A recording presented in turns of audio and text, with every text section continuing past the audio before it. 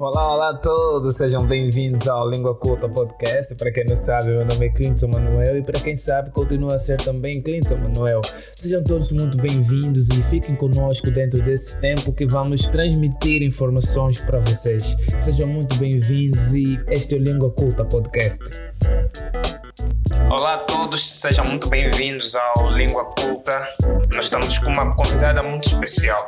Importa referir que estamos a começar o nosso programa aqui na Gestão Profissional, que é a casa que nos recebeu hoje, para podermos conversar com a nossa convidada. E o que mais achei interessante nessa conversa é o fato de estar a se tratar da primeira mulher que nos cede uma entrevista. Isso para mim é muito importante. Eu gostava que isso acontecesse em março, mas porque é o mês da mulher, obviamente. Mas de qualquer forma, nós estamos muito agradecidos. Carmen Mateia, muito bem-vinda ao Língua Culta. Primeiro, gostava de agradecer por teres tido disponibilizado para sentar conosco, para poder trocarmos um papo e sabermos mais sobre ti. Seja muito bem-vinda e diga como é que estás, Carmen. Olá, boa tarde a todos os ouvintes e também espectadores do Língua Culta Podcast. Eu estou ótima, estou bem disposta e vamos a isso. Ok. Bem disposta para o quê?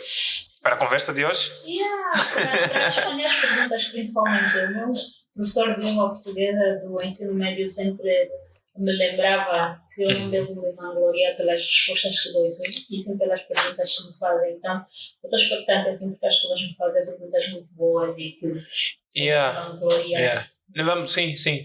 Olha, me diz uma coisa, Carmen. Nós estávamos a conversar ontem e eu fiquei tipo, o que a Carmen está achando de Luanda? Tipo, com essa chuva, o que estava assim? O que estavas a pensar sobre Luanda? Olha, comparando com a minha vida em Benguela, até tive uma recepção menos receosa em relação à chuva. Okay. Eu não gosto de chuva. O que é estranho, porque eu cresci no Cunene, seca, quero dar uma direção ao pessoa que deseja chuva, mas eu não gosto de chuva, principalmente por causa do que ocorreu em Benguela, no município de Lubito, em 2015. Aquele derrapamento, né? Derrapamento de terra. E aquele dia foi horrível não só para aquelas famílias de Lubito, mas para a minha família também. E imagina o que é uma arca grande, cheia de coisas estar a flutuar.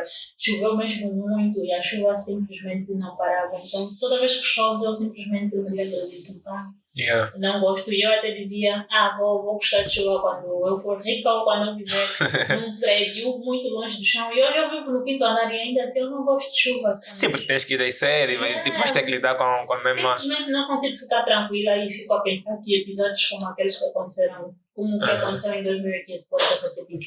Bem, eu fiz essa pergunta sobre Luanda porque tu me disseste outra vez nas nossas conversas que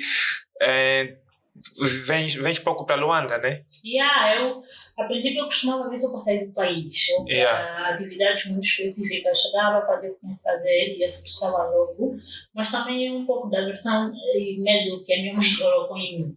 As pessoas de fora têm sempre um estereótipo sobre determinado lugar. Sim. E isso é normal. O que é perfeitamente normal. Então eu tenho uma ideia de que Luanda era um lugar muito, muito perigoso. Selvagem. E em que todo mundo chama nós, pessoas externas das províncias. Então não esperava um ambiente tão acolhedor assim. Mas acho que está a ser uma experiência de aprendizado na convivência que tenho com outras pessoas daqui e pessoas que não são daqui, mas estão cá. Eu normalmente quando vou para um sítio, eu saio daí com a percepção que apesar de tudo, Luanda acolhe. Quer dizer, nós que somos cá Luanda temos sempre essa percepção. Eu fui para Benguela, Benguela é fixe, estava no Lubito, estava no Cubao, visitei um pouco a Vila da Catumbela, eu gostei muito da Vila da Catumbela, mas Luanda acolhe, estás a ver? Eu acho que Luanda, para o tipo de rotina que eu estou acostumada, eu acho que Luanda é um pouco caótico. Eu acho que tem muita pobreza aqui e é capital, os negócios aqui acontecem tudo mais, e um medo que eu tenho até agora que é sobre me tornar uma pessoa inerte às situações que acontecem ao redor. Eu passo aqui na Mutamba e eu falo tanta pobreza, porque você vê crianças a dormir no passeio. Todos os dias. Num lugar que devia ser aparentemente privilegiado, eu tentei no mês de fevereiro Como ativista, eu entendo que eu tenho que cuidar não só do meu psicológico, mas do meu físico também, tenho que me alimentar corretamente. Então, eu tinha decidido começar a fazer caminhadas. E tipo, eu vivo numa área aparentemente privilegiada ou pelo menos segura. Então, a ideia de caminhar lá parecia, ok, vai correr tudo bem, mas eu fiz isso apenas uma vez porque eu fiquei horrorizada. Cães na rua, vi pessoas a dormir na rua, no meu bairro, e água parada. Eu fiquei tipo. Eu cheguei à conclusão, eu inclusive fiz um teste e publiquei no meu blog. Eu disse: em Luanda ninguém vive bem, em Angola ninguém vive bem. E vejam que daquela vez que choveu o que aconteceu acho que é uma centralidade de vida pacífica. Sim, no Zangozero. Quer dizer. Conheces já? Não, ainda conheço, mas vi as imagens. Às vezes tu podes achar, né, ou sei lá, parecer uma pessoa aparentemente espiritualmente mais elevada, com condições econômicas muito grandes e com uma família muito boa, e ainda assim tu vais ter que te deparar com determinadas situações que são absurdas. Então parece que independentemente, por exemplo, do que nós enquanto ativistas fazemos para mudar determinadas situações, parece inútil e parece que também não interessa um pouco quanto ascendemos, onde vamos viver ou com que pessoas nos relacionamos. Ainda assim continuamos a nos deparar com circunstâncias que já não deviam acontecer, pelo menos não em 2023, ou com a aparente riqueza que nós temos. Então, Luanda, eu cresci com aquela ideia de metrópole, mesmo no contexto do Angola é um país grande, rico e velho, Luanda é no país. Luanda é Angola, mas ainda assim, na Mutamba, numa centro, localidade, no centro onde tem os principais estabelecimentos, você vai se deparar com crianças a dormir no chão, nos passeios de manhã, de noite. Isso é preocupante, principalmente porque nós já saímos nas estatísticas de 2016, de acordo com a Unicef, como o pior país para ser criança. E não parece que nós estamos a fazer algumas mudanças significativas, esforços para mudar isso. Então, ainda tenho esse receio do tipo, se na capital é assim, na metrópole, onde estão os que tomam as decisões do país, as crianças vivem assim, os idosos vivem assim, os animais estão assim. Como é que ficam nas províncias? Como é que ficamos nós nos da província? Num país em que não temos governos autônomos. Olha, falando sobre isso, essa é uma das questões que eu discuto muito. Eu atribuo o nome de invisibilidade pública, ou seja, uma coisa que está expressamente público, ali está todo mundo a ver, mas ainda assim é invisível. Eu penso que por ser constante, nós estamos sempre a sair às ruas e vermos crianças a passarem extremas necessidades, ficam tipo dias e dias aí, semanas, 24/7, né? Tipo semanas e semanas aí.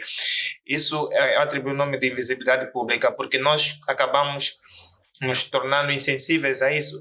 E esse é o mesmo sentimento que tu acabas tendo, tipo, sempre que desces o teu quinto andar, né, dos quintos andares, encontras sempre pessoas a dormir na rua e tal. E essa constância é que vai te tornando inerte quanto é isso, né? porque tu estás tão acostumada a ver isso que é normal, é comum, é o que acontece aqui. Eu tenho medo de um dia não ficar achar insensível, nada né? sobre isso, ou não me preocupar em relação a isso. E olha, tu falaste algo muito interessante sobre essa questão da invisibilidade. Eu escrevi um texto no meu blog sobre como os suicídios em Angola são políticos, principalmente depois de um caso de suicídio que houve no município do Cubao, em Benguela, sobre um senhor que ele se suicidou e aos 3 filhos também. E eu falo... Calma aí, ele assassinou os filhos, depois se suicidou? Ele tirou a vida também. E segundo o que foi publicado pelas mídias, é que ele fez aquilo pela falta de condições socioeconômicas que ele tinha.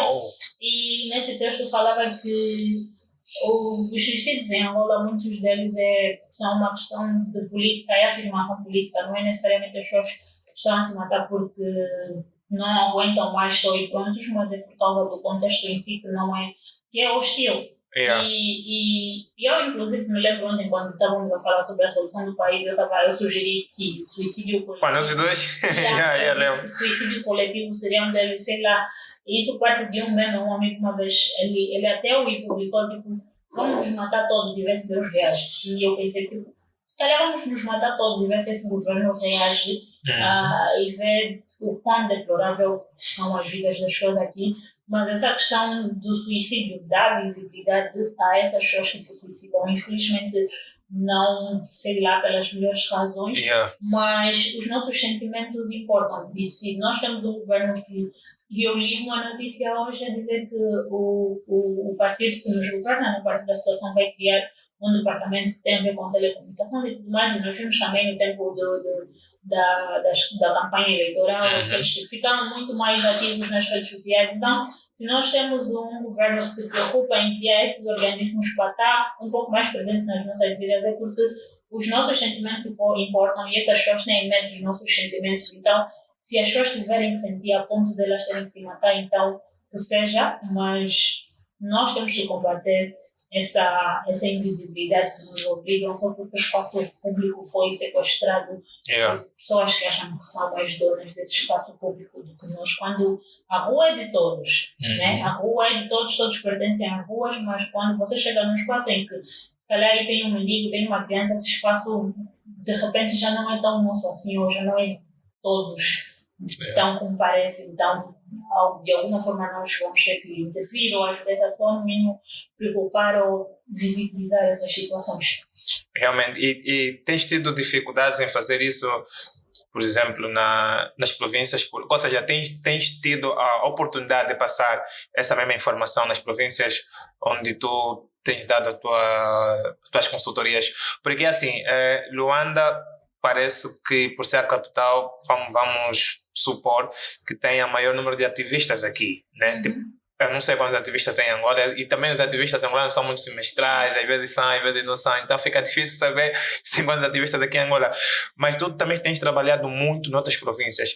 E qual é o balanço que tu fazes? Dá-te mais jeito de trabalhar tipo por Luanda ou lá mais para o sul, que é onde tu tens feito um parte dos teus trabalhos? Eu acho que no domingo alguém me perguntou, agora que já sei que o teu escritório é aqui, vou passar aqui a vir. Eu disse, não, o meu escritório não é aqui, eu não vivo aqui, eu não tenho morada fixa nessa terra, principalmente nesse país.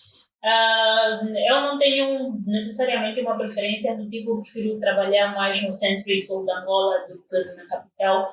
Eu vou onde me chamam e onde eu acho que eu posso fazer alguma coisa, onde eu posso contribuir de forma significativa.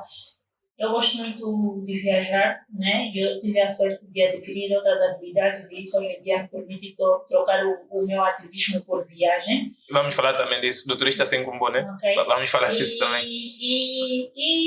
Eu também não sei o número de ativistas que tem em Angola.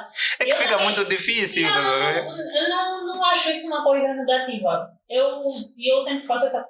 Né, eu falo isso fazendo uma comparação, por exemplo, ao feminismo. Eu acho que ao mesmo tempo que é importante nos nomearmos, porque quando nós nos nomeamos ou assumimos determinado rótulo, faz com que outras pessoas também se identifiquem e queiram isso torna uma coisa mais forte. Eu sou a pessoa que acha que o ativismo, seja ele feminista ou não, para o ambiente ou não, de direitos humanos ou não, tem que ser subtil.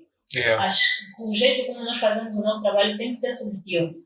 Às vezes você vai ter que esperar 3, 4, 5, 10 anos para você dizer eu sou essa coisa. Às vezes, se calhar, as suas ações já vão imediatamente levar as pessoas a pensar que você é isso, do que as pessoas vão ver que você é uma pessoa engajada civicamente. Sem teres que dizer necessariamente, né? Sem teres que dizer. Eu acho isso mais importante porque às vezes quando nos nomeamos, muitos dos obstáculos e empecilhos que aparecem vêm exatamente por causa disso, porque tivemos a ousadia de nos nomear. E veja que isso pode acontecer, por exemplo, em relação aos 2 maiores partidos que lutam, né? Você pode ser julgado ou pode ser acolhido por você assumir publicamente que você pertence a um militante do partido X. Seja ele da oposição, seja ele do poder, as pessoas vão ter um juízo de valor em relação a tua pessoa por causa disso.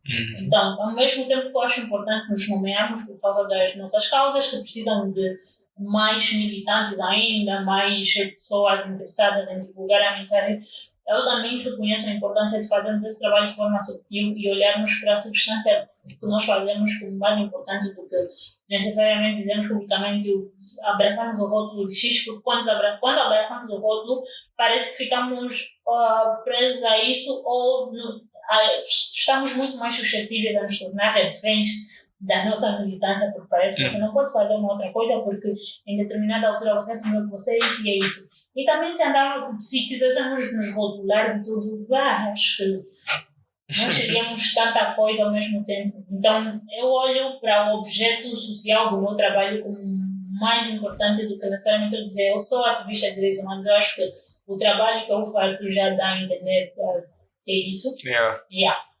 Não sei se me perguntaste algo que não, mas sim.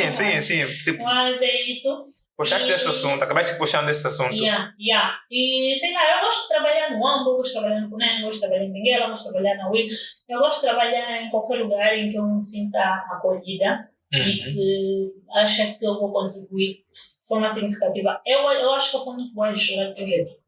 Eu acho que em relação a isso eu tenho uma autoestima muito grande. Eu acho que ativismo e liderança e advocacia é sobre criatividade.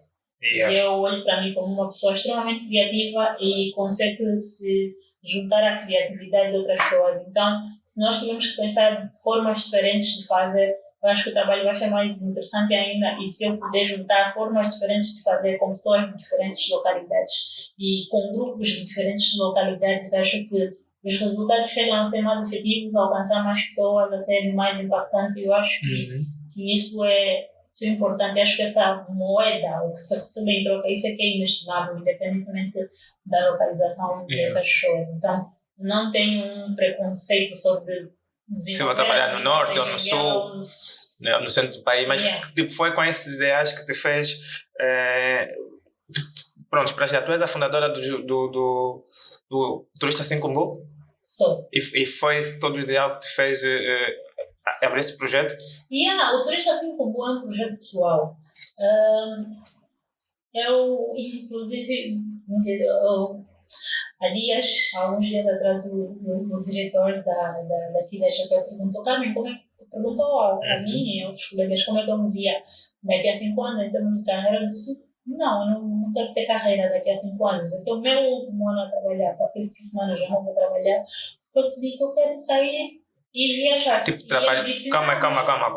Vamos entender, vamos por parte. Teu último ano a trabalhar. Quando fala do último ano a trabalhar, tipo, estás a dizer o quê propriamente? É o meu último ano a trabalhar de forma, sei lá, comum, ou conforme as pessoas acham. Eu acho que eu vou levar. Eu acho não, eu decidi que eu vou levar adiante aquilo que eu sempre gostei de fazer, que é viajar. Então, o que eu preciso é apenas arranjar as mesmas estratégias ou novas que eu tenho utilizado para viajar. Sim. E na verdade eu também não colhei o meu trabalho como trabalho, né? Porque, sei lá, eu acho que eu me divirto muito mais com as coisas que eu faço, que é com organização comunitária, ajudar outras pessoas a mobilizar recursos e captar recursos para outras pessoas e outras iniciativas também. Aliás, eu gosto muito mais de captar fundos e recursos para os projetos do que necessariamente para os meus, porque, sei lá, dá a afirmação de alguma coisa. Porque uma coisa é você convencer o teu grupo de amigos, tios e pessoas que nem te conhecem, inclusive, a doar dinheiro para as tuas iniciativas que te acompanham gostando disso. Outra coisa é você convencer essas mesmas pessoas a doar dinheiro para o projeto de uma pessoa que elas não conhecem, mas só porque a Carmen está ali. Começaste com um apelo, vou dizer apelo, de angariação de fundo para uma biblioteca, né? Nós agora estamos a fazer a angariação de fundos para a reabertura do Onjango Literário, biblioteca comunitária. Também em Benguela? É Benguela. É uma biblioteca comunitária que funciona aos finais de semana no Museu Nacional de Arqueologia e é constituído por um grupo de jovens muito, muito engajados. Eles têm um lema que eu gosto muito, que eles dizem: o futuro está nos olhos de quem lê. A vida. Sabias que a vida depende da leitura? É que se nós não temos o hábito de leitura, até vamos tomar um paracetamol ou qualquer outro medicamento de forma errada porque não lemos. Então a leitura, ou seja, a vida está intrinsecamente relacionada à leitura. E voltando também, quando estavas a falar do Turista Sem Combo, tem uma pergunta aqui que um dos nossos ouvintes deixou. Ele quis saber se o que tu, né, já viste de bom e o que é que você fez de bom para o bem dessa sociedade. Tipo, tu vais para o CUNEN, vais para sei lá onde és uma pessoa viajada. Nessas tuas viagens feitas pelo teu projeto do Turista Sem Combo, o que é que você já viu de bom e o que é que já fizeste de bom para o bem dessa sociedade?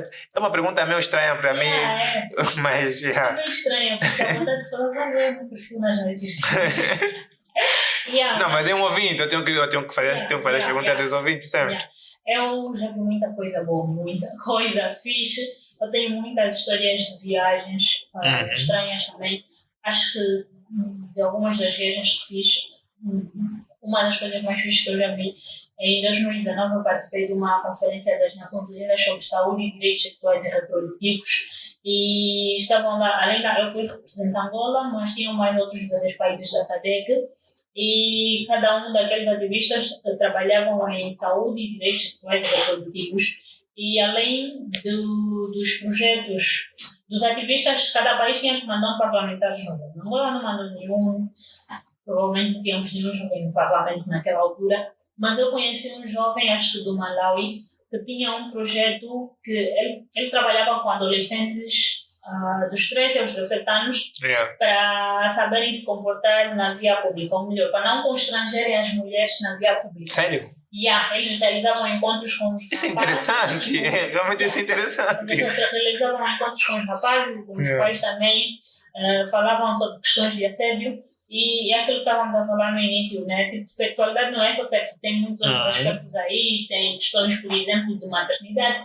Eu conheci uma moça que tinha um projeto que, na localidade em que ela vivia, tinha muitos acidentes geográficos, então as ambulâncias não aceitavam ir lá para buscar as mulheres grávidas, para outras ajudas médicas que tinham que dar. Então ela criou a ideia de clínicas móveis, então ela conseguiu chamar a atenção para o governo e instalar lá algumas clínicas móveis para isso. E as mulheres grávidas já não tinham que caminhar quilómetros e quilómetros para fazerem as suas consultas, inclusive para dar à luz. E eu acho que o mais interessante e o mais bom do meu trabalho é ter a oportunidade de me conectar e conhecer pessoas que estão a fazer alguma coisa, né? Não é só porque não passa no teu feed de notícias do Facebook que significa que ninguém está preocupado com isso ou que ninguém está fazendo nada em relação a isso. E eu gosto de conhecer pessoas que estão a fazer alguma coisa em relação a alguma coisa. Que eu estou bom. Eu acho que, sei lá, o mais interessante sobre o meu trabalho é o facto de que além de conhecer outras iniciativas, eu também contribuí significativamente para o surgimento de outras iniciativas, principalmente na minha localidade, que é em Benguela. E muitos desses que hoje têm iniciativas ou continuam a fazer uma boa gestão dos seus projetos foram meus alunos na Academia de Liderança Comunitária. Alguns deles até hoje ligam para mim quando têm alguma dúvida ou simplesmente para dar um feedback muito bom. Eu acho que tenho, sei lá, eu tenho uma energia muito boa que depois eu consigo ajudar a captar recursos para essas organizações. Veja que eu estava no AMBO em fevereiro, eu fui dar uma formação no âmbito do Turista Sem Combo sobre direitos humanos, liderança e organização comunitária, o projeto Cinevila. O projeto Cinevila é um projeto que funciona no bairro Vila Graça, no município do Ambo, e eles trabalham com mais de 150 crianças que estão fora do sistema de educação e ensino. Fizeram uma parceria com o diretor de uma escola lá e as crianças que estão fora do sistema de educação e ensino assistem às aulas aos sábados e aos domingos naquela escola. E eles, há algum tempo que faziam campanha de angariação, conseguiram comprar cadeiras e outros materiais.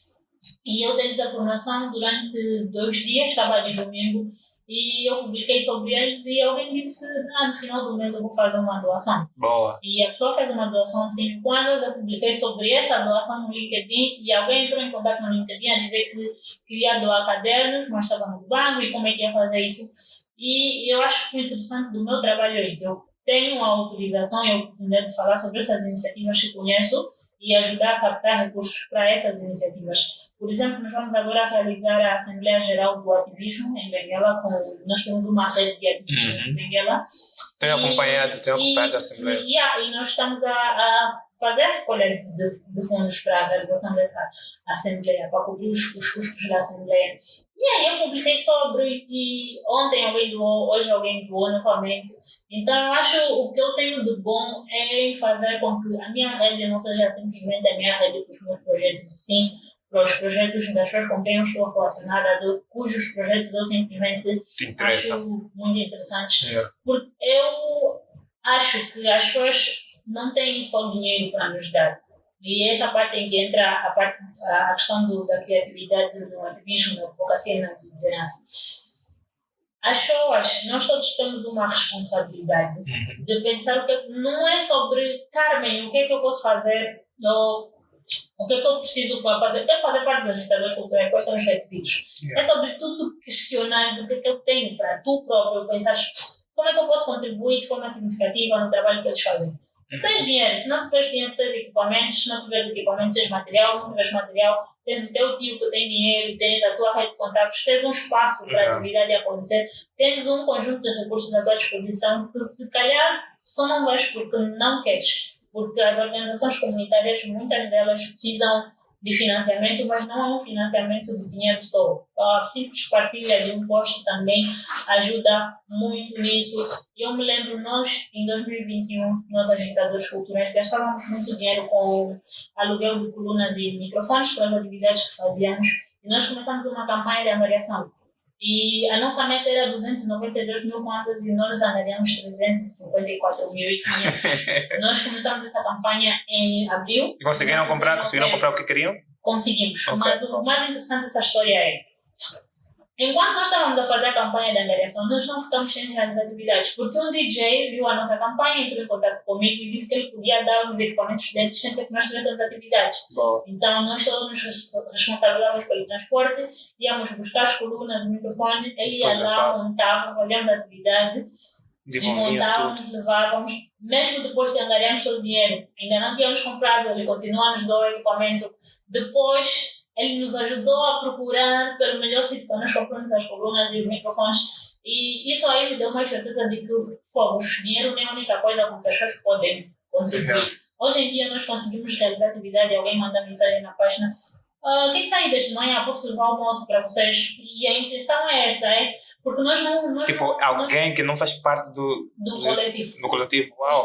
Porque para quem me dera receber uma mensagem a dizer: queres comer? Eu gostaria disso.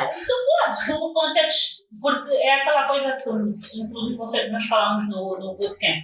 Nós às vezes não sabemos comunicar a nossa mensagem de advocacia e não sabemos informar as pessoas como é que elas podem nos ajudar, né? O mais importante do que falar do nosso trabalho é dar essa abertura para as pessoas pensar. Só que eu estou a falar que agora já podem contribuir para a Assembleia Geral do Ativismo, para a abertura do Onjam Literário. Veja o que é que o Onjam fez. Eles definiram que para a abertura temos uma meta de 150 mil kwanzas, mas as pessoas também podem doar relva sintética, também podem doar esteiras ou alguma outra coisa. Então é importante dessa abertura das pessoas também verem o que elas podem fazer. Nós, quando temos atividades, às vezes elaboramos lista de necessidades e publicamos, tipo, ok, a lista é essa, o que é que podes dar nessa lista? Eu posso dar 6 cestas de água, eu posso dar isso. E nós não olhamos para o nosso público-alvo, e eu, mesmo nos meus trabalhos individuais, eu nunca olho para as pessoas nem as que estão como simplesmente beneficiárias do trabalho que faço. As pessoas são voluntárias. Para mim não existe isso de precisa de ajuda e eu vou fazer isso para te ajudar. Não, você já tem que saber como é que achas que eu posso te ajudar e como é que você pode contribuir para o trabalho ser mais efetivo. Sei lá, dá um feedback aos teus pais, tipo, olha, estou participando no programa Orange Corner, está acontecendo isso. Parece que é uma coisa básica, mas é algo muito significativo. Eu costumo falar, tipo, eu vivo da minha visibilidade, tipo, falem bem de mim, quanto mais bem vocês falarem de mim, isso significa mais doação, e doação não é necessariamente dinheiro, é pessoas para contribuir de forma significativa no trabalho que nós fazemos. Então, as pessoas não são simplesmente beneficiárias, elas devem ser vistas também como voluntárias do trabalho que nós fazemos, quer seja para disponibilizar informações, quer seja para disponibilizar mais pessoas para isso.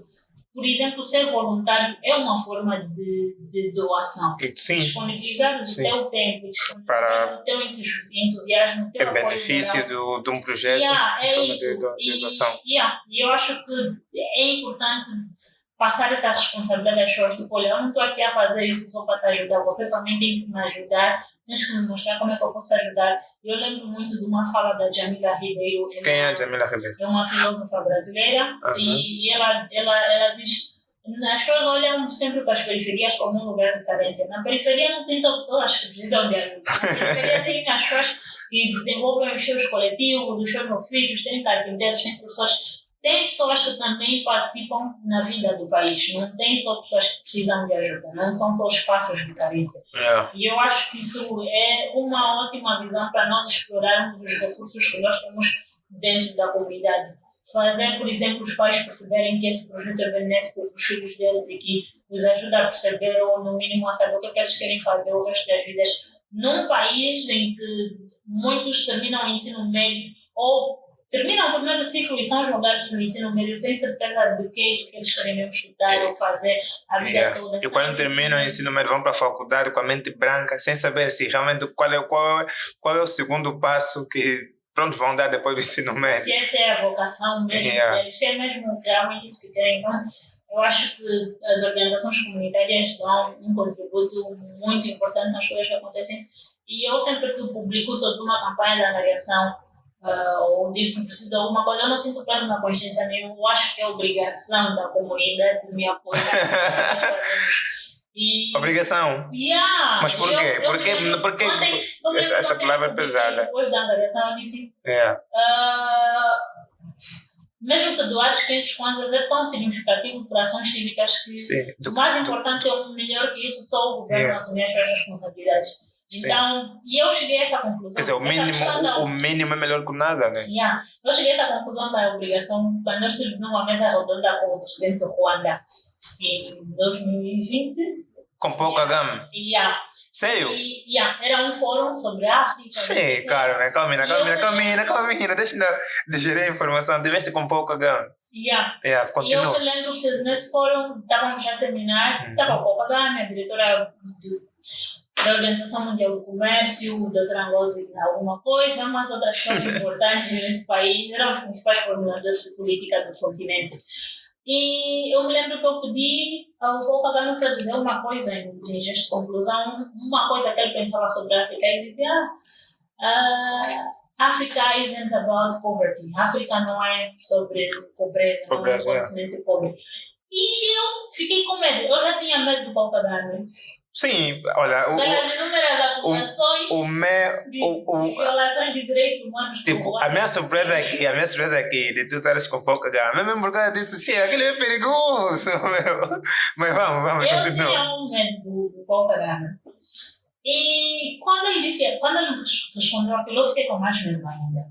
Porque eu fiquei tipo, nós estamos diante de um presidente africano a dizer que a pobreza não é nossa característica enquanto continente. Entretanto, os nossos países, os contextos dos nossos países dizem exatamente o contrário. E aí eu cheguei à conclusão, e eu me lembro que naquela altura eu escrevi um texto com o título Estamos Lixados e... Postaste no Medium? Do mesmo jeito que nós cobramos por lideranças responsáveis, por boa governação, por transparência, nós temos que exigir de nós a organização comunitária, porque se nós estamos à espera que os tomadores de decisões decidam de uma forma que seja vantajosa para nós, eu acho que nós vamos ficar à mercê disso, principalmente porque governos ignorantes perpetuam a ignorância do povo. Então, para mim, a organização comunitária é a solução de tudo. Nos engajarmos, explorarmos enquanto comunidades o que é que nós podemos fazer para ultrapassar determinados problemas. E é sempre aquela questão da micro-área. Quanto mais global for um problema, mais local deve ser a solução. Se a questão do problema é a fome, nós não vamos resolver a fome a nível mundial. Nós vamos ter que selecionar uma micro-área, um bairro, uma rua, um grupo, para nós. E isso são números. E é com números que você consegue medir o impacto ou os resultados do seu trabalho. E como treinadora de advocacia juvenil, é isso que tu tens passado para os teus formandos? A advocacia juvenil passa essencialmente sobre abordar sobre política de influência, como é que nós podemos influenciar decisões não só a nível político, mas em outros grupos. Por exemplo, uma coisa que nós ignoramos, mas é ativismo, por exemplo, são os sindicatos que nós temos em Angola, os sindicatos dos professores, o Simprof, o Simples, que também fazem um trabalho exaustivo. São pessoas que não se nomearam como ativistas, mas olha o trabalho que eles fazem. Um trabalho simples. É um trabalho tipo sindicato no geral? Estás dizendo no geral? Os sindicatos de trabalhadores, mas eu estou a falar especificamente do Simprof e o sindicato dos professores do ensino superior, por exemplo. E dos jornalistas, não? Não acompanho muito. Eu sou jornalista seria a pessoa mais indicada. Eu sou membro, mas também não quero falar sobre isso. Também não estás a ser entrevistado. Carmen, me diz uma coisa, qual é a tua relação com a Unicef?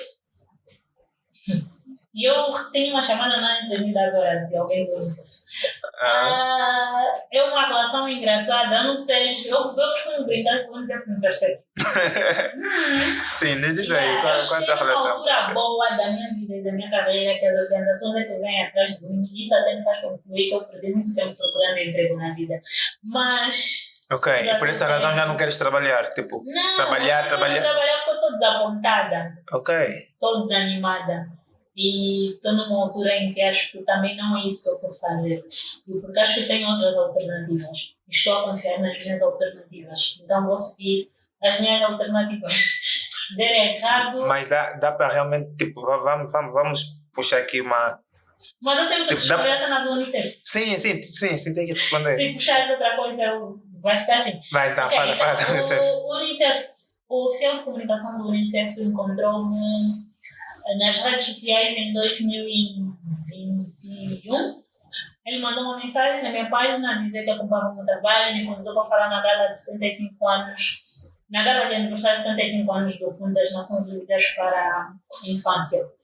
Okay. Eu aceitei, eles cobriram meus gastos todos, vim para Luanda, falei nessa gala, onde estavam pessoas muito importantes, o vice-presidente da República, partilhei o painel com outras jovens ativistas como a Fernanda René. René, sim. Sim, da Otiva. Dos mangás, eu costumo brincar com dos mangás. O Miel Guila e... eu esqueci o nome dela. E ele é a pessoa com quem eu mais passei tempo.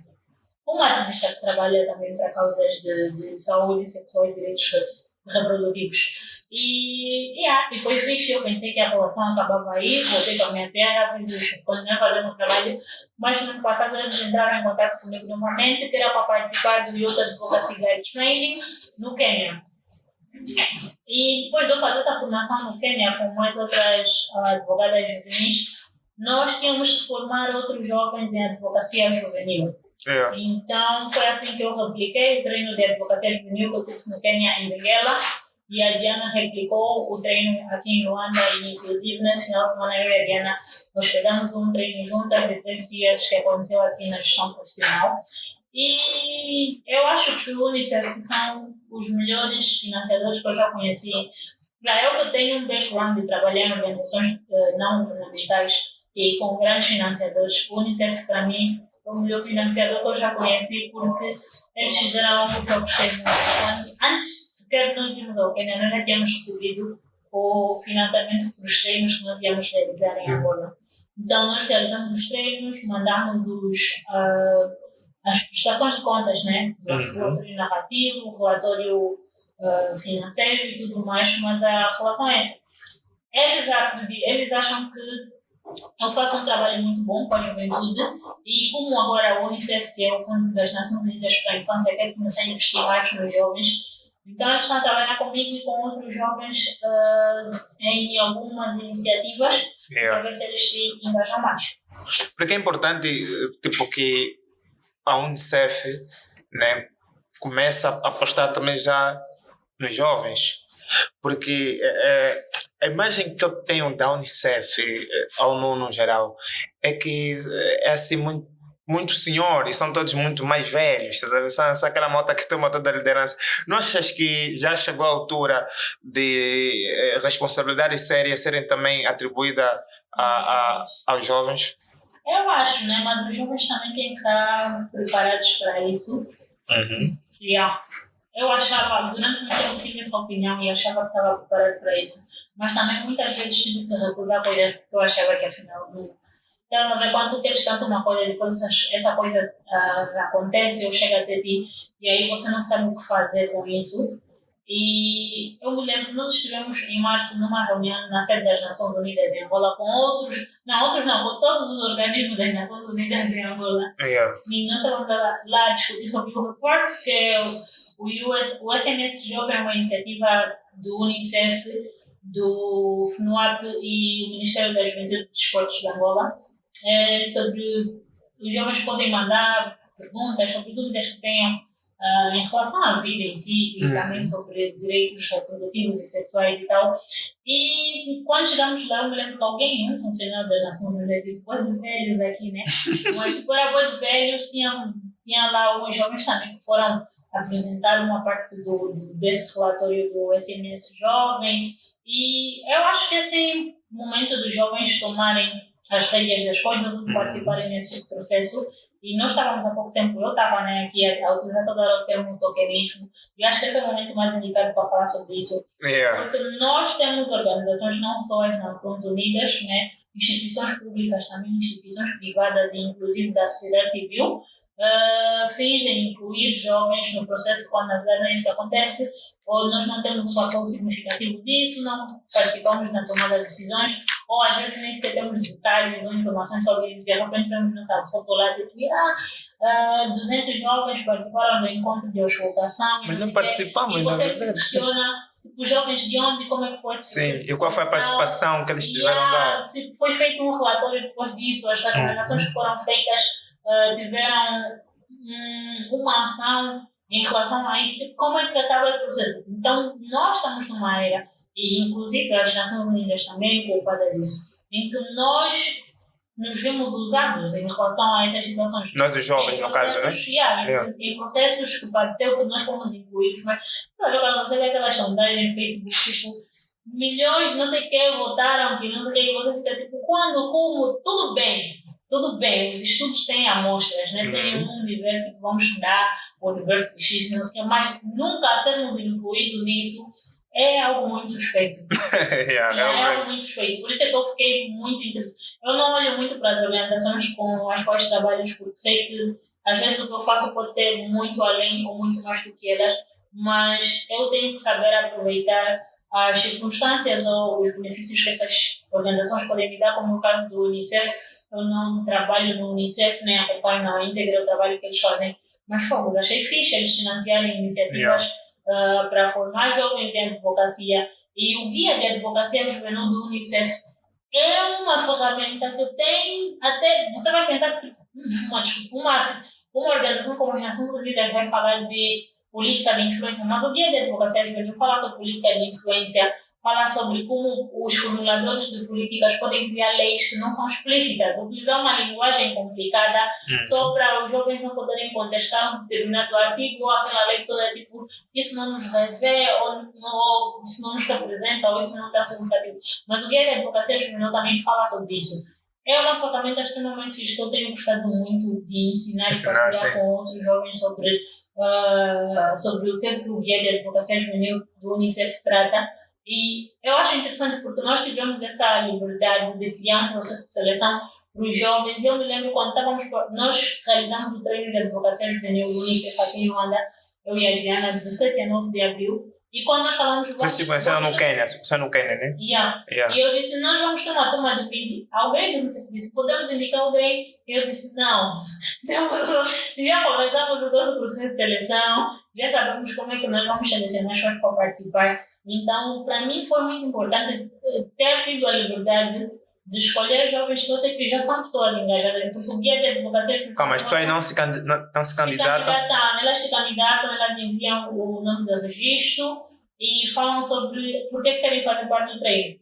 Por que queres fazer parte do treino? Não é só tipo porque vou aprender, não. Você tem que mostrar já um background de engajamento social, tipo, participo de X, faço isso, e acho que o treino de advocacia juvenil... Quer dizer, tem que saber comunicar, né? Exatamente. Nós temos muitos problemas de comunicação. Os jovens falam um pouco sobre as conquistas que eles alcançam no trabalho que eles fazem. Nós temos muitos problemas de comunicação. E, Carmen, também lembrei aqui de uma cena. Tu já foste membro do Young Africa Leaders? Já? Eu sou membro do Young African Leaders Initiative. Eu ganhei a bolsa do IALI em 2019. Boa. Me formei em liderança cívica e gestão de projetos no... Moçambique? Não, eu fui África do Sul. Em Joanesburgo. E foi o IALI que me fez... Eu acho que o IALI foi o maior acontecimento da minha vida. Eu sempre depois do IALI voltaste Revu, né? Revu não. Eu acho Não, mas revu é um bom termo. Por que as pessoas defendem muito? Mas acho que as pessoas implementam mal o termo revu Sim. em Angola. Ou para pessoas que não são revus. Sim. Só a forma como está vestida. Calma. Deixa dizer. A forma como está vestida. As tuas tranças. Essa cena que você meteu na cabeça. Tipo, você quer chapéu? Tipo, sei lá. Boina, boina. As cores que você usou hoje é tudo. Tem tudo a ver. Mas olha, eu vesti essa cor hoje verde militar e minha cor preferida. Uau, não sabia. Eu tenho um tênis, tenho uma coisa nessa cor. Essa é a minha cor, pessoas que me gostam. Minha cor preferida é verde militar. Mas, assim, o revu não é aquele que diz ou que chama a atenção por fato de não ter água na camunda. O revu é aquele que vê que não tem água na camunda, manda aí um caminhão cisterna. Manda alguma forma de solução. Isso é que é revolucionário. E eu acho que, para mim, um dos maiores exemplos que eu tenho de revolução é o Jay-Z. Jay-Z? Porque houve um ano em que ele criou uma ONG que consistia em disponibilizar advogados para jovens negros que foram detidos injustamente. Sim, vi. Lembro pode disso. reclamar, por exemplo, que o sistema policial dos Estados Unidos precisa de reforma. E outra coisa é você criar uma ONG para ajudar nesse processo, para as pessoas que foram detidas injustamente saírem da prisão. Mas eu não considero eu sou favor. Eu não falo os outros faltar isso. Eu pego em algumas ações disso, mas o que eu queria dizer é o IALI não me tornou revu, porque para ser aprovado pelo IALI já tinhas que ser revu, né? Tens que demonstrar o teu background de engajamento social. Então, acho que só me barraram porque eu não consegui ser tão comunicativo quanto foste, se calhar. Comunicar é importante. Se calhar. Dizer eu estou envolvido nisso, eu faço isso, conseguimos isso, liderei isso é importante. Mas eu falo que o IALI foi, eu gosto de brincar, eu falo que Barack Obama mudou a minha vida. Porque ele é que instituiu esse gajo? Foi durante o mandato presidencial dele que se criou o Young African Leaders Initiative.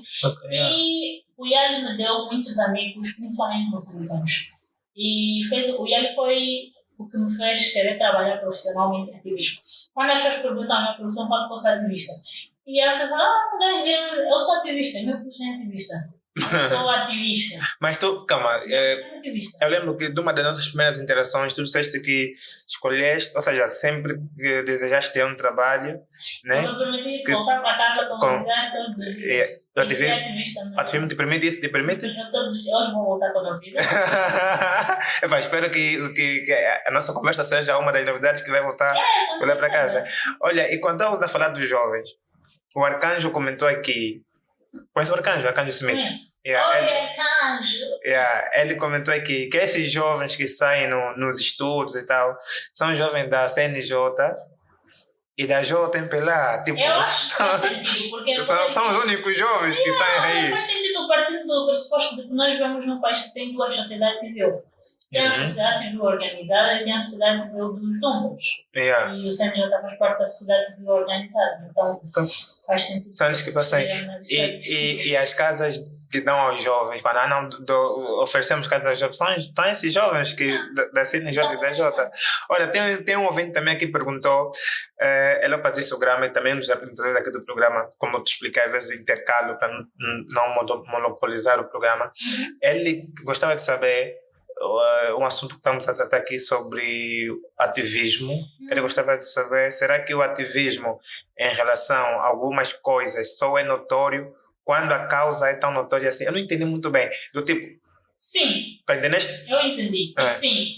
Existem... E é uma... Boa pergunta, obrigada. Patrício, muito obrigado pela pergunta.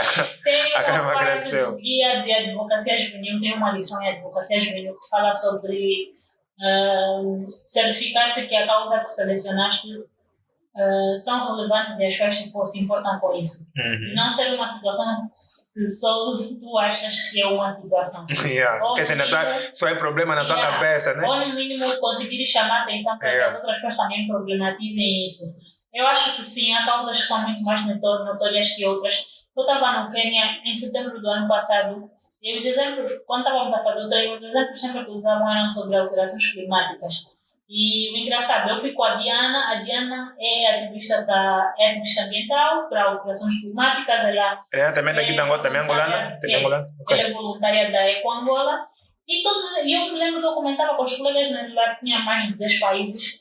Eu falava, mas só falam de alterações climáticas igualdade de género, a questão das mulheres está aí há anos e nunca teve tanta atenção como se está a dar às alterações climáticas. Eu me lembro o colega da Etiópia, ele disse, mas se nós estivéssemos a discutir sobre alterações climáticas, nenhum ativismo vai existir se não se falar das alterações climáticas. E eu fiquei tipo, ok. E eu tive que ir a um evento só sobre isso para eu entender tipo, a importância dessas questões, de se abordar sobre alterações climáticas, mas é comum que existam algumas causas mais notórias que outras. Por exemplo, eu acho mal, né? Porque noutros países já estão a organizar manifestação para chamar a atenção sobre a questão da saúde mental. Mas se você vê as marchas que nós fazemos aqui, são muito mais sobre questões relacionadas à política, a combater um determinado governo, acabar. Se calhar é a urgência que há disso, Sim. mas nós não temos um ativismo necessariamente criativo, ou não damos visibilidade de ativismo ambiental ou de outras áreas. Porque se calhar nós temos problemas que preocupam mais, ou não? Temos! Por exemplo, Mas nós não nos ligamos. Não, é por exemplo, o abuso do poder, a má governação. Sabe aquela conversa que estamos a ter? Yeah. Como derrubar um governo, Não, derrubar não foi a palavra que... Essa conversa. Não, derrubar... derrubar não foi a palavra certa. Tu perguntaste uma certa... Estou a esquecer a palavra. Tu usaste uma palavra que eu estou a esquecer, mas pronto. Estamos a ter uma conversa mais ou menos parecida a essa. Porque quando tu fizeste essa pergunta, eu consegui responder aquilo. É o que eu mais vejo. Tipo, quando eu saio à rua, eu me deparo sempre com isso. Todos os dias da minha vida eu me deparo com má governação. Então, quando eu tiver que fazer o meu ativismo ou a advocacia, vai ser muito em torno disso, estás a ver? Porque são os assuntos que mais me preocupam, são os assuntos que eu vejo com muita mais frequência e são também os assuntos muito mais violados, se calhar. Eu que tenho a ver com o que eu disse. Sim. Se calhar a tua causa de advocacia é uma coisa que as pessoas consideram muito importante.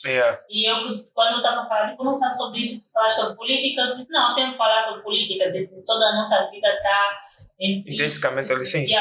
Mas existem causas sim que são mais notórias que as outras, ou porque as pessoas se importam muito com isso, ou porque as pessoas querem dar hype, ou porque não há ativistas de outra coisa, ou porque os ativistas de outra coisa não têm visibilidade. Eu me lembro quando estávamos a desenhar o treino de advocacia juvenil aqui em Luanda, um dos nossos voluntários disse, depois vamos ter mentoria. Eu disse, não, eu pelo menos já assumo que eu não tenho tempo nem disponibilidade para dar mentoria. Então estou disponível para vocês ligarem e eu sei lá, vos ajudar de alguma maneira com as vossas dúvidas. Mas para dar mentoria, não. Eles falaram, não, porque muitos caras vão pensar depois disso, a Carmen, eu disse, vocês não podem olhar para a vossa jornada de advocacia como a minha, não. Eu sou a Carmen. Em torno da Carmen, né? Tipo, guiar a jornada deles em torno da Carmen. Os meus projetos são meus, das pessoas que eu conheço, não sei o que. Não significa que depois de vocês fazerem uma formação, sei lá, vocês eu vou vos segurar as mãos, vos acompanhar os vossos projetos. Vocês vão ter a visibilidade, eu vou vos dar, tipo, não cria a tua experiência baseada na minha experiência. Você não sabe o quanto me custou conseguir as coisas ou o quanto foi fácil. E quanto tem te custado, porque depois é uma jornada. Nós não sabemos os bastidores das coisas. Então, existem sim causas que têm mais direitos humanos. Você fala sobre política, são textos que se tornam rapidamente virais, não sei o quê. Mas depois você começa a descobrir que em Angola eu tenho uma amiga, e eu brinco sempre no WhatsApp, eu falo, a Yolanda é a única pessoa a discutir sobre dignidade menstrual em Angola. A Yolanda conseguiu chamar a atenção do Fundo das Nações Unidas para o Desenvolvimento da População.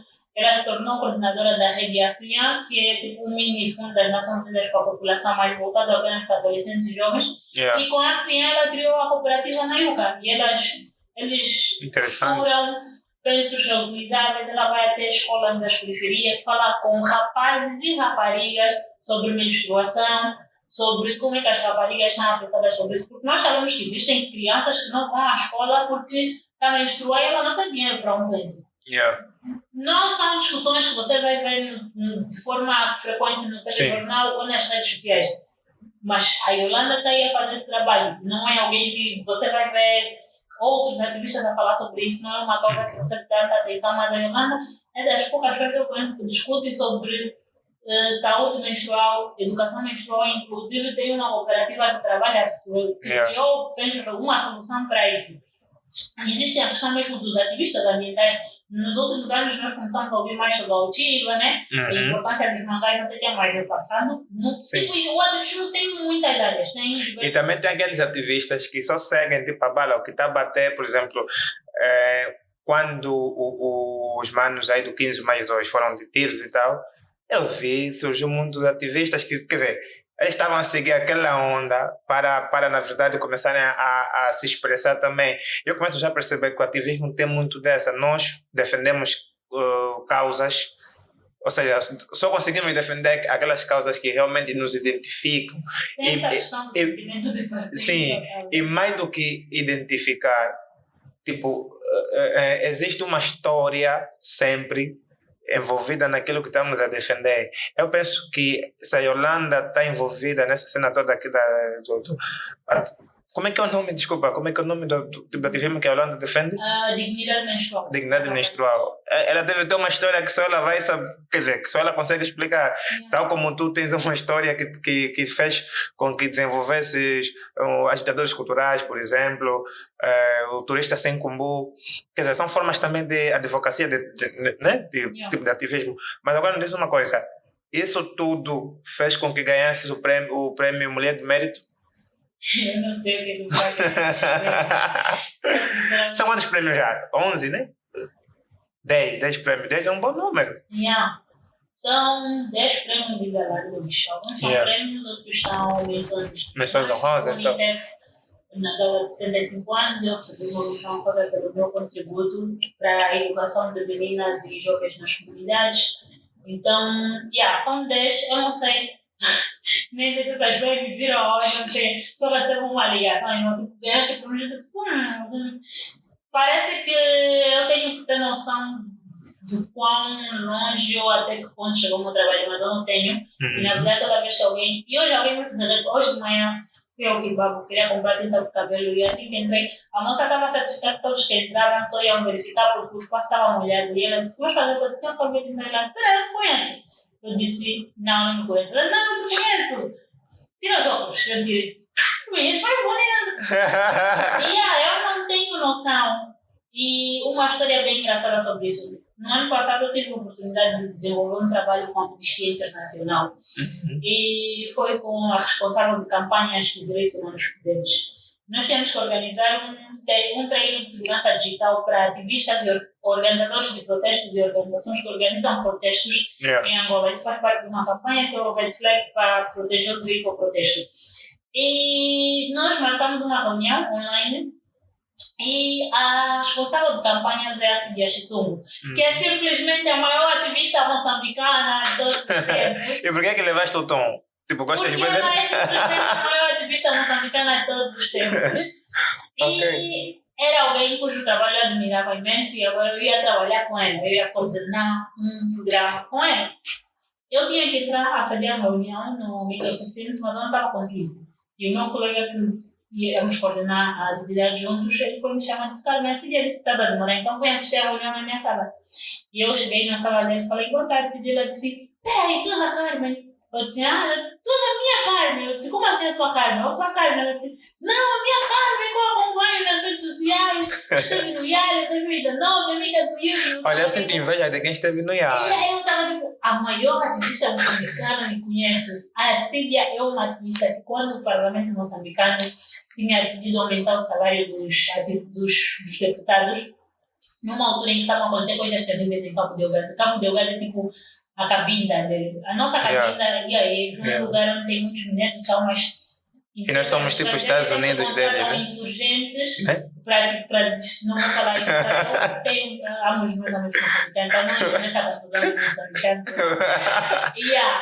E pagavam insurgentes, tinham muitas atividades terroristas lá, e a Cíndia pediu, fez o está pedindo o número de cada um dos deputados, ela começou a ligar a cada um, a questionar se fazia sentido aumentar o salário enquanto estamos a viver esses problemas todos. E cada vez que ela falava com ela publicava, falei com o deputado X, ele também não concorda, não sei o quê, e não avançou.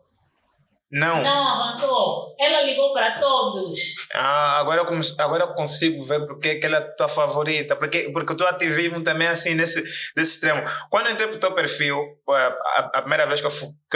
Quer dizer, eu já estava o teu perfil, mas não seguia. Quando eu fui seguir o teu perfil, vi uma informação do Facebook a dizer: esse perfil publica coisas contra nossas políticas. Mas, quer dizer, até o próprio Facebook já deu conta que essa senhora gosta de mexer tipo onde não deve. E falando sobre o teu ativismo, quais foram os maiores problemas que tu já enfrentaste enquanto ativista? Acho que uma vez eu denunciei publicamente o caso de um juiz que cometeu infração dolosa, e isso me deu muitos problemas até com colegas de trabalho que conheciam essa pessoa. Yeah. E há tempos a pessoa até entrou em contato comigo para perguntar se eu podia pagar aquilo. Eu disse que para pagar teríamos que nos encontrar pessoalmente, porque eu não vou simplesmente apagar e fingir que não aconteceu nada. E depois esse juiz cometeu infração dolosa e ameaçou a vítima com uma arma e também disse que usou do abuso. Ela denunciou isso, mas não estava a ter nenhuma resposta em relação à denúncia dela, porque sempre engavetava o caso. Era abuso de poder. Mas o meu posto chamou a atenção do Conselho Superior de Magistratura e, sei lá, mobilizei de organizações para isso, não sei o quê. E eu achei que aquele caso não precisava chegar àquele extremo, porque era algo que eles podiam tentar resolver sem litígios, mas a pessoa nos levou àquilo e depois foi resolvido sem litígios necessariamente. A pessoa tinha que pagar os custos médicos e tal, não sei o quê, mas foi um dos casos que, e até tenho colegas que até falam a Carmen que denunciou o juiz publicamente.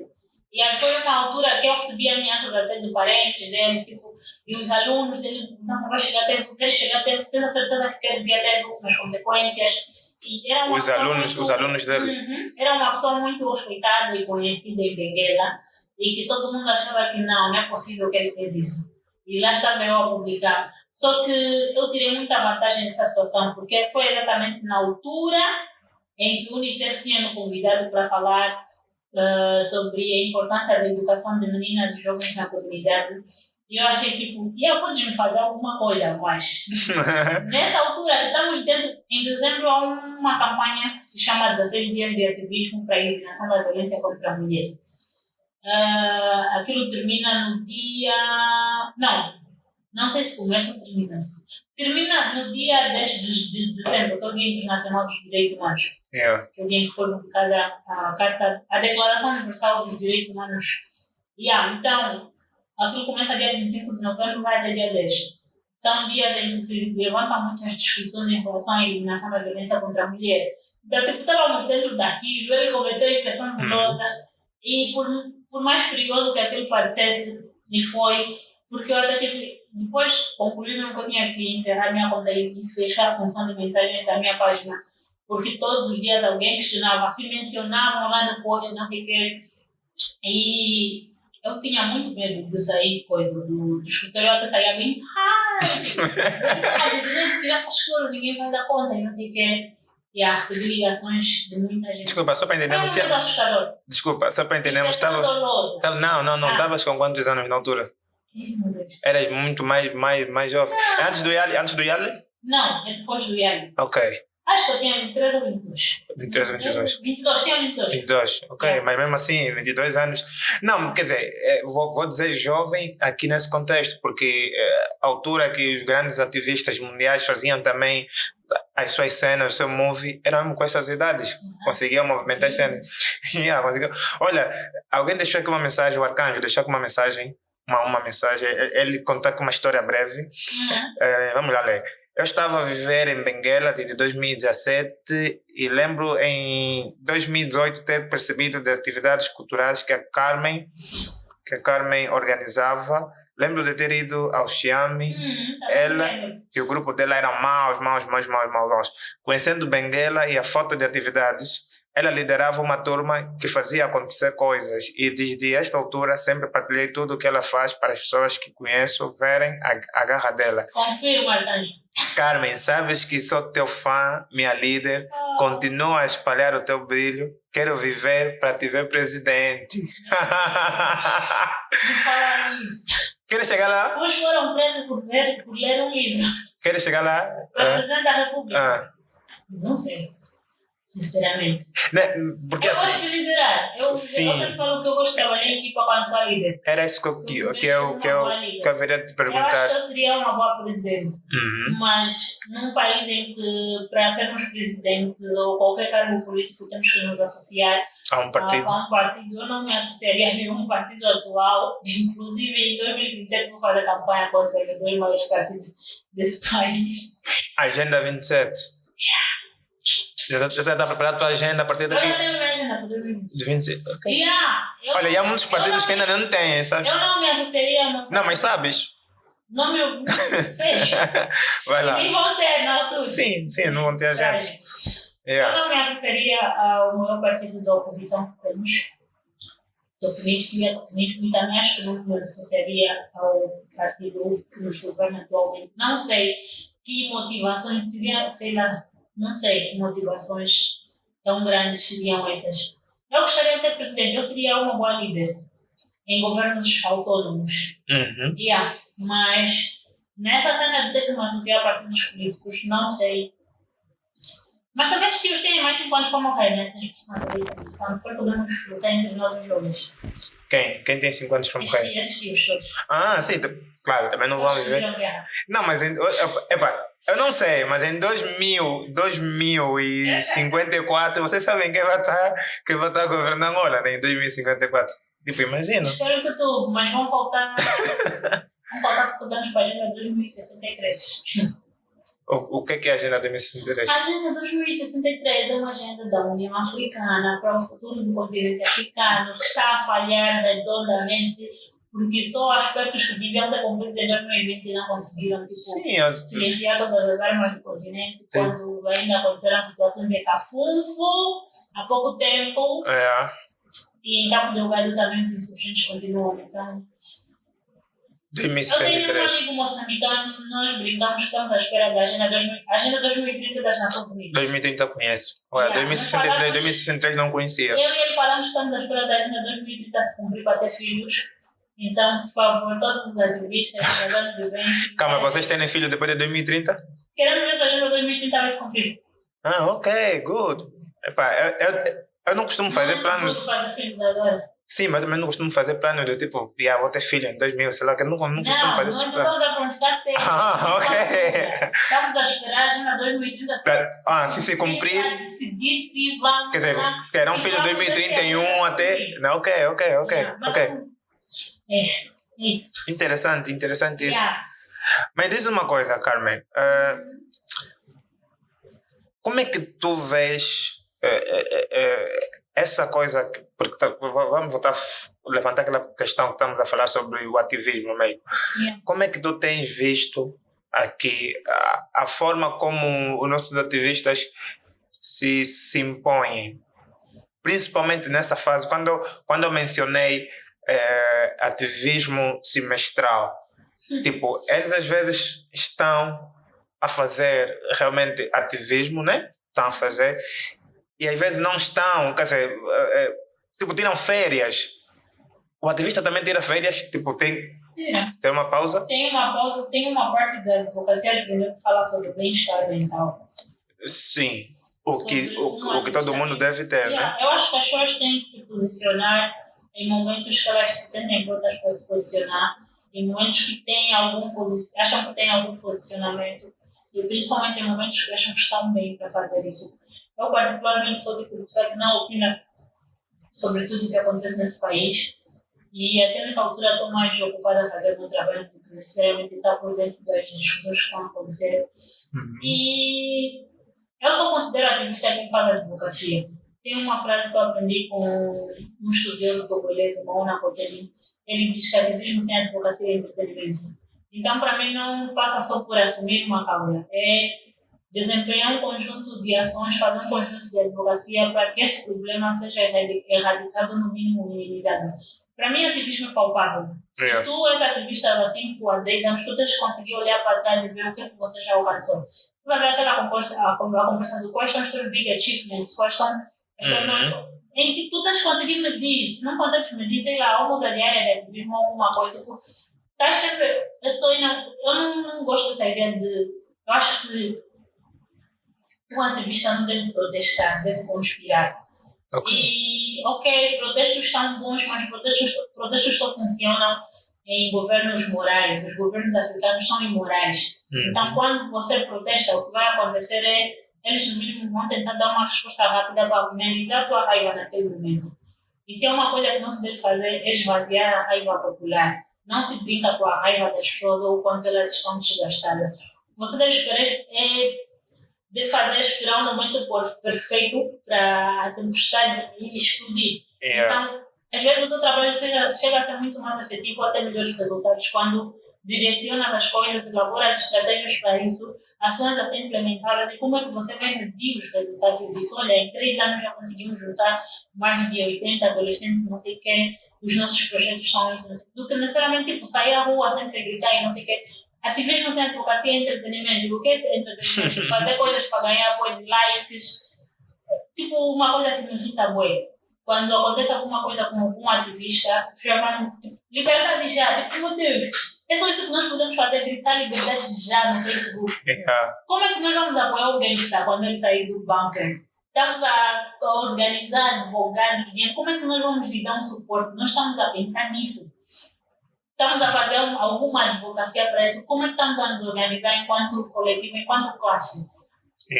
Então, para mim, o ativismo tem que ter advocacia. Para mim, não é uma questão só de sairmos às ruas a gritar.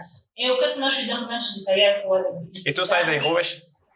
Tipo... Já saí, hoje em dia não saio mais. Se sair só para uma ação voltada às mulheres que são invisibilizadas e não para dar sua visibilidade. Não saio às ruas porque eu tenho esse pensamento: um ativista não deve protestar, deve conspirar. E conspirar é trabalhar com pares. Os angolanos não gostam de trabalhar com pares, com pessoas que desempenham as mesmas. Os angolanos gostam de ter fãs, seguidores, dá um certo distanciamento, gostam de pessoas que lhes dão subserviência, que lhes dão hype. Por isso é que é muito perigoso o jeito como nós tornamos os nossos ativistas ícones. A ideia de que eles são mais que todos e que se eles não se posicionam, que eles têm que se posicionar sobre essa vontade maluca de heroizar as pessoas. Isso é muito perigoso. Olha, e é bom que tu tenhas realmente consciência disso, porque, como deves saber, tu tens fãs, vou dizer assim, fãs. E é bom que tu tenhas consciência disso, porque se tu fizeres uma coisa contrária àquilo que os teus fãs esperam que tu faças, tipo, já imaginas que quase o mundo todo vai começar a cair sobre ti. O Moina sempre me fala isso. Ele fala: o dia que você cometer, meu Deus, porque muitas pessoas vêm tipo, uau, Carmen e tal. Mas tu és uma tipo, humana imperfeita que gosta de mandar áudio, que gosta de conversar por áudio. Eu comecei a ver que tu és imperfeita mesmo aqui nesse ponto. Gosta de conversar por áudio, não fala. Só apenas uma rapariga da África subsaariana. Não fala ideias.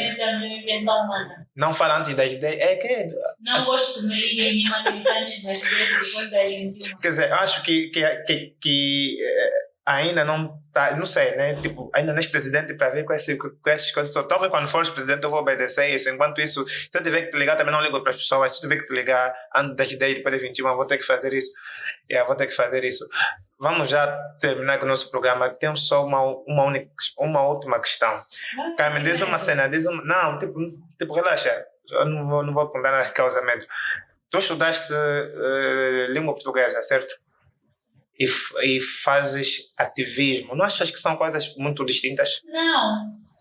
Eu acho que eu sou uma pessoa persuasiva e eu acho que a língua é para comunicar. Eu acho que essa é a lição mais importante que eu aprendi na universidade, a estudar língua portuguesa. A língua é para comunicar, não é para utilizar palavras bonitas ou complicadas. Jargões, né? Nós nos fazemos perceber, as outras pessoas nos perceberem. quando você é ativista, isso é ótimo. Quando você é ativista, que olha para isso como a tua profissão e consegues comunicar a tua mensagem de advocacia e ensinar outras pessoas a fazer isso, acho bom. Porque vamos olhar para a qualidade do nosso ativismo. Os ativistas precisam estudar. Os ativistas não devem ser aquelas pessoas que não conseguem organizar coisas. Sempre que eu falo dos meus projetos ou quando eu faço angariação de fundos, não é porque o meu trabalho não vai acontecer, porque você não está contribuindo na angariação. A data já está escolhida, o evento vai acontecer, a atividade vai acontecer apesar de, mas se pudesses contribuir, isso seria ótimo. Eu me vejo como uma ativista capaz de fazer as coisas e muita dessa capacidade veio do fato de eu conseguir comunicar com as pessoas apropriadamente. E um bom ativista deve ensinar outros a fazer bem o seu trabalho. E passa por ensinar. Eu fiz ciências da educação, especialidade de língua portuguesa. Então, eu sempre aplico o que eu aprendi em didática do ensino da língua portuguesa no meu trabalho.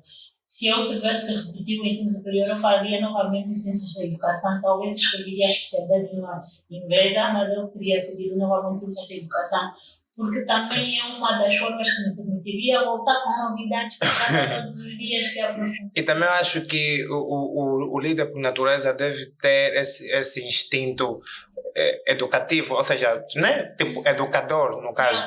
Um líder por natureza deve ter esse instinto. Então, essa tua capacidade de comunicar parte sobretudo também da tua formação. Podemos assumir isso? E eu quis muito ser professora depois de ler um livro, Eu Adoro Ser Professora, uma banda desenhada francesa, que minha mãe mandou comprar. Uma vez ela voltou da escola e disse, mas na escola X tem uma feira. Eu fui e comprei. E aquele livro me deu vontade de ser professora, porque um bom professor faz toda a diferença. Tipo, existem muitas pessoas que dão treinos de ativismo, direitos humanos, liderança, não sei o que, mas não significa que essas pessoas são boas nisso. Também não estou a dizer que eu sou muito boa no que sou.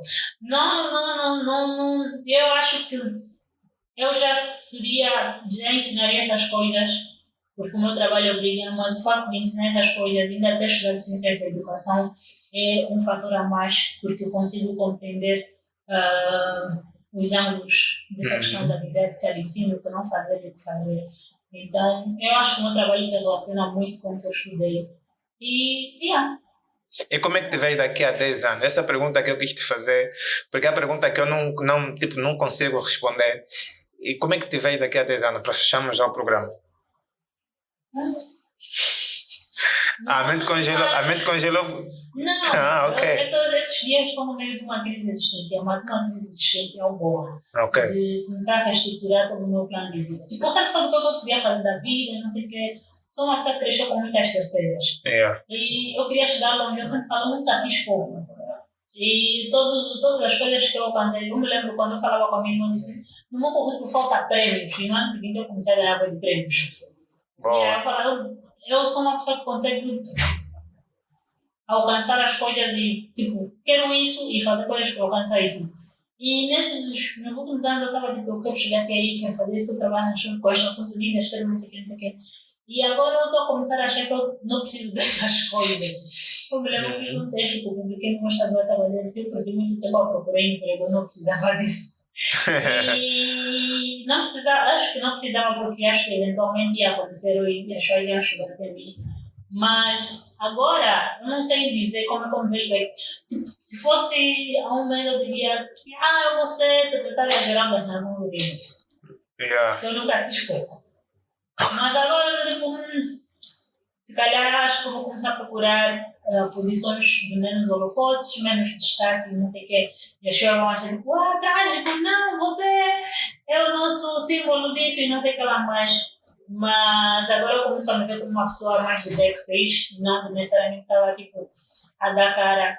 Já estou a gostar muito mais de acompanhar pessoas que fazem muito bem o seu trabalho, de dar orientação.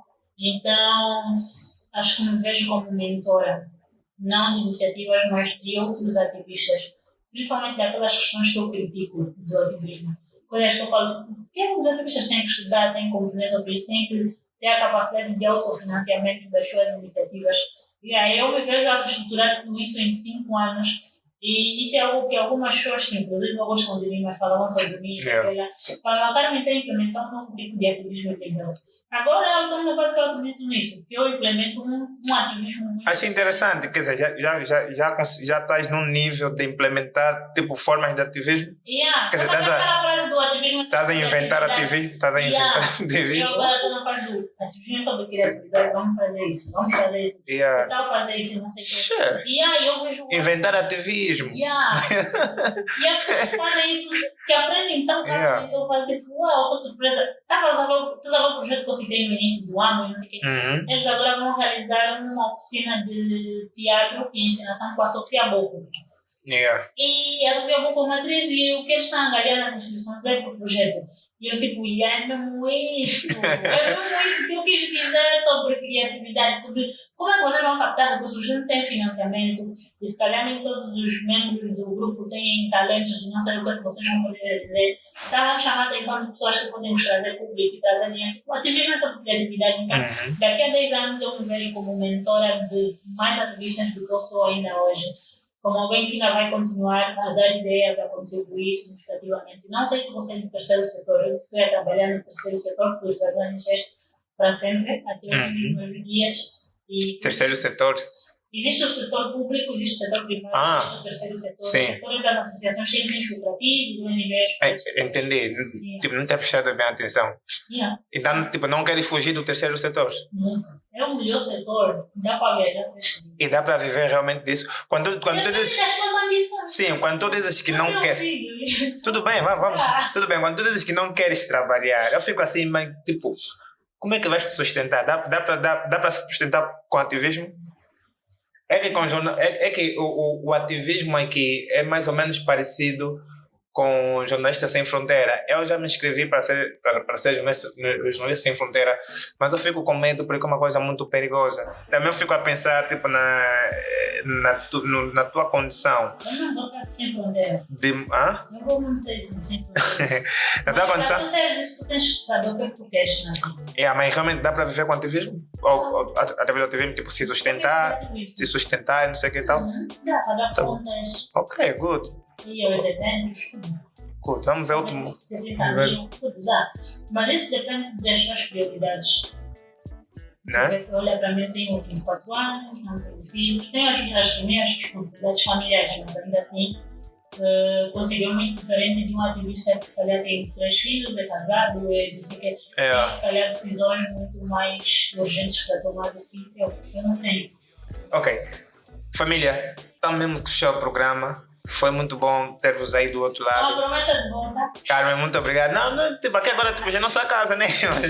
Carmen, muito obrigado pelo tempo. Olha, vou avisar uma coisa. Eu estou aqui com medo de confiança. A Carmen é tipo minha professora. Nós estamos aqui numa formação. Esse momento ela é minha convidada, mas em outros momentos ela é minha professora. Quando ela diz pouco barulho, eu me calo. Então, muito obrigado pelo tempo, muito obrigado pela vossa presença. A nossa conversa vai estar disponível no Spotify. Vocês depois poderão ouvir, poderão descarregar, poderão fazer o que vocês quiserem fazer.